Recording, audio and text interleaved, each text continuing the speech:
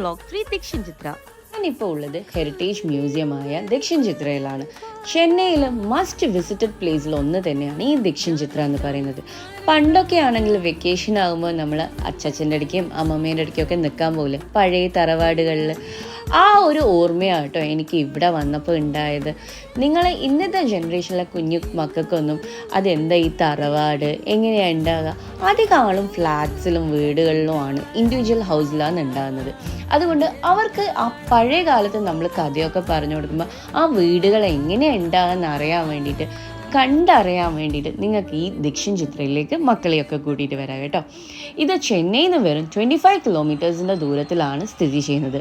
Correct location ഞാൻ ഈ Dakshin ചിത്രേനെ mini vlog ലാസ്റ്റിൽ ആഡ് ചെയ്യുന്നതായിരിക്കും. അതുപോലെ തന്നെ ഇവിടുത്തെ എൻട്രി ഫീ എന്ന് പറയുന്നത് 175 റുപ്പീസ് മാത്രമേ ഉള്ളൂ കേട്ടോ. അതുപോലെ രാവിലെ വന്നാൽ വൈകുന്നേരം ആകുമ്പോൾ ഇറങ്ങാൻ പറ്റുള്ളൂ.